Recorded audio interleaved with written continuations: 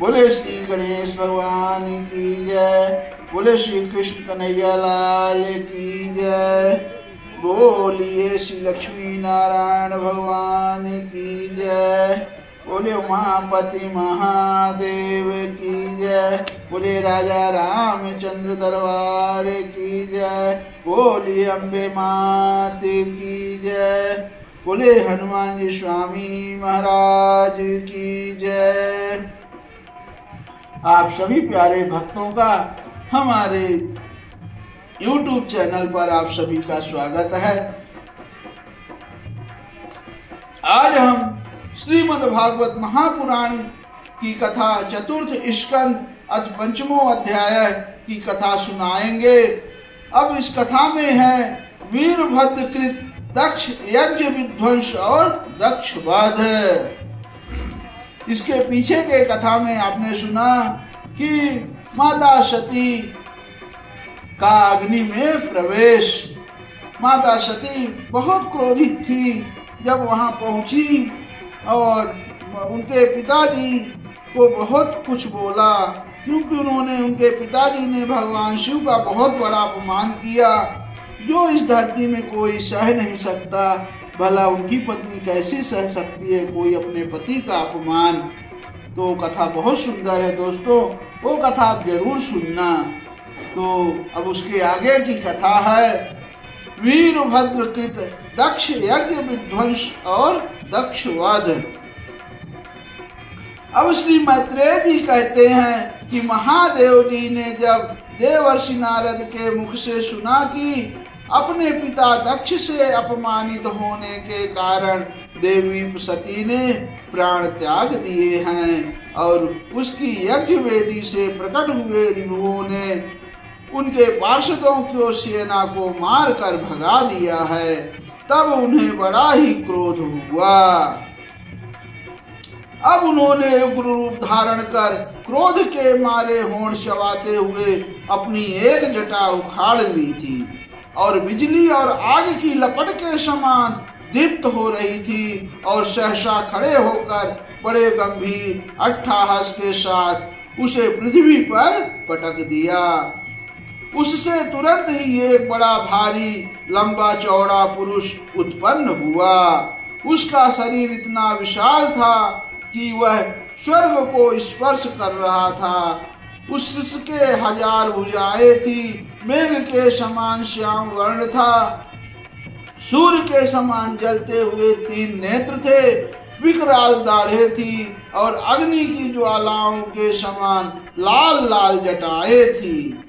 अब उसके गले में नरमुंडों की माला थी और हाथों में तरह तरह के अस्त्र शस्त्र थे। कहानी बहुत सुंदर है। अब जब उसने हाथ जोड़कर पूछा भगवान मैं क्या करूं, तो भगवान भूतनाथ ने कहा वीर रुद्र तू मेरा अंश है, इसलिए मेरे पार्षदों का अधिनायक बनकर तू तुरंत ही जा और दक्ष तथा उसके यज्ञ को नष्ट कर दे। प्यारे विदुर जी, जब देवाधिदेव महादेव भगवान शंकर ने क्रोध में भरकर ऐसी आज्ञा दी, तब वीरभद्र उनकी परिक्रमा करके चलने को तैयार हो गए। उस समय उन्हें ऐसा मालूम होने लगा कि मेरे वेग का सामना करने वाला संसार में कोई नहीं है और मैं बड़े से बड़े वीर का भी वेग सहन कर सकता हूँ। वे भयंकर सिंहनाद करते हुए एक अति कराल त्रिशूल हाथ में लेकर दक्ष के यज्ञ मंडप की ओर दौड़े। अब उनका त्रिशूल संसार संहार का मृत्यु का भी संहार करने में समर्थ था। भगवान रुद्र के और भी बहुत से सेवक गर्जना करते हुए उनके पीछे हो लिए। उस समय वीरभद्र के पैरों के नूपुरादि आभूषण झनन झनन बजने लग जाते थे। इधर यज्ञशाला में बैठे हुए ऋत्विज, यजमान, सदस्य तथा अन्य ब्राह्मण और ब्राह्मणियों ने जब उत्तर दिशा की ओर धूल उड़ती देखी, तब वे सोचने लगे अरे यह अंधेरा सा कैसे होता आ रहा है, यह धूल कहाँ से आ रही है। इस समय ना तो आंधी ही चल रही है और ना कहीं लुटेरे ही सुने जाते हैं, क्योंकि अपराधियों को कठोर दंड देने वाला राजा प्राचीन बलि अभी जीवित है। अभी गौओं के आने का समय भी नहीं हुआ है, फिर यह धूल कहाँ से आई। क्या इसी समय संसार का प्रलय तो नहीं होने वाला है। ऐसा बैठे बैठे वहां जो सब साधु महात्मा थे वो सब सोच रहे थे मन में कि अब क्या हो रहा है। तब आगे की कथा है।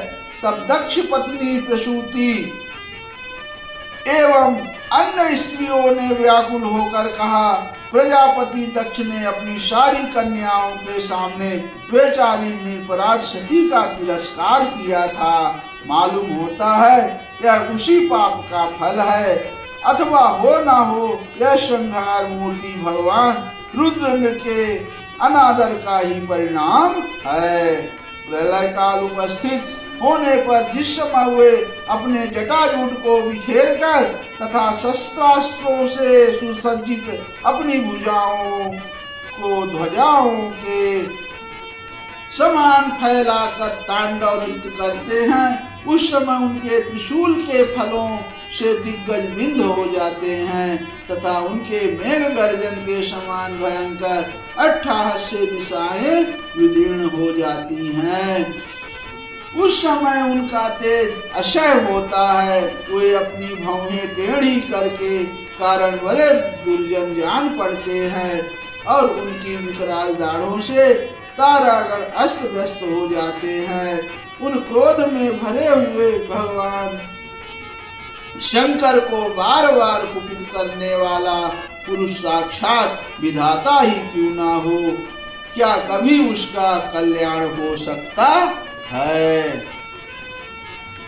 अब जो लोग महात्मा दक्ष के यज्ञ में बैठे थे वे भय के कारण एक दूसरे की ओर कातर दृष्टि से निहारते हुए ऐसी ही तरह तरह की बातें कर रहे थे कि इतने में ही आकाश और पृथ्वी में सब ओर शास्त्रों भयंकर उत्पात होने लगे।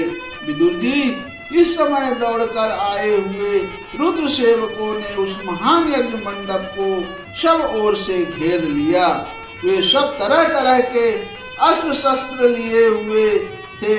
उनमें कोई बौने, कोई भूरे रंग के, कोई पीले और कोई मगर के समान पेट और मुख वाले थे। उनमें से किन्हीं ने प्रांगवश यानी यज्ञशाला के पूर्व और पश्चिम के खंभों के बीच में आड़े रखे हुए डंडे, उसको प्रांगवश बोलते हैं, को तोड़ डाला। किन्हीं ने यज्ञशाला के पश्चिम की ओर स्थित पत्नीशाला को नष्ट कर दिया और किन्हीं के यज्ञशाला के सामने का सभा मंडप और मंडप के आगे उत्तर की ओर स्थित अग्निद्रशाला को तोड़ दिया। किन्हीं ने यज्ञमान गृह और पाकशाला को तहस नहस कर डाला। कितनी भयंकर उस समय वहां की दृष्टि रही होगी, हम लोग तो सोच भी नहीं सकते। अब आगे कथा है। किन्हीं यज्ञ के पात्र फोड़ दिए, किन्हीं ने अग्नियों को बुझा दिया, किन्हीं ने यज्ञ कुंडों में पेशाब कर दिया और किन्हीं ने वेदी के सीमा के सूत्रों को तोड़ डाला। कोई मुनियों को तंग करने लगे, कोई स्त्रियों को डराने धमकाने लगे और किन्हीं के अपने पास होकर भागते हुए देवताओं को पकड़ लिया। मणिमान ने भृगु ऋषि को बांध लिया। अब वीरभद्र ने प्रजापति दक्ष को कैद कर लिया तथा चांडिस से पूषा को और नंदीश्वर ने भग देवता को पकड़ लिया। अब भगवान शंकर के पार्षदों की यह भयंकर लीला देखकर तथा उनके कंकड़ पत्थरों की मार से बहुत तंग आकर वहां जितने ऋत्विज सदस्य और देवता लोग थे सब के सब जहां तहां भाग गए भृगु जी के हाथ में स्त्रुवा लिए हवन कर रहे थे। वीरभद्र ने इनकी दाढ़ी मूछ नोच ली, क्योंकि इन्होंने प्रजापतियों के सभा में मूछे ऐंठते हुए महादेव जी का उपहास किया था। उन्होंने क्रोध में भरकर भगवत देवता को पृथ्वी पर पटक दिया और उनकी आंखें निकाल ली, क्योंकि जब दक्ष देव सभा में श्री महादेव जी को बुरा भला कहते हुए शाप दे रहे थे, उस समय इन्होंने दक्ष को शयन देकर उकसाया था। देखिए, बहुत सुंदर कथा है।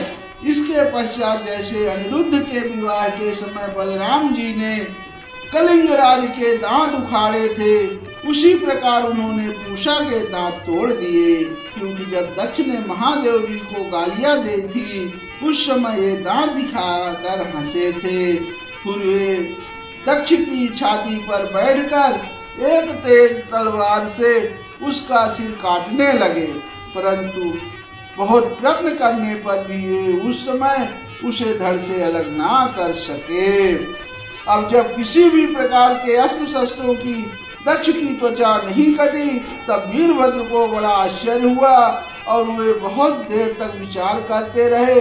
तब उन्होंने यज्ञ मंडप में यज्ञ पुरुषों को, यज्ञ पशुओं को जिस प्रकार मारा जाता था, उसे देखकर उसी प्रकार दक्ष रूप उस यजमान पशु का सिर धड़ से अलग कर दिया। यह देखकर भूत प्रेत और पिशाच तो उनके इस कर्म की प्रशंसा करते हुए वाह वाह करने लगे और दक्ष के दल वालों में हाहाकार मच गया। वीरभद्र ने अत्यंत कुपित होकर दक्ष के सिर को यज्ञ की दक्षिणाग्नि में डाल दिया और उस यज्ञशाला में आग लगाकर यज्ञ को विध्वंस करके वे कैलाश पर्वत को लौट गए। दोस्तों, कहानी कैसी लगी? बहुत सुंदर कथा थी। श्रीमद्भागवते महापुराणे पारमहंस्यां संहितायां चतुर्थस्कन्धे दक्ष यज्ञ विध्वंसो नाम पंचमो अध्यायः समाप्तः। बोले वीरभद्र भगवान की जय।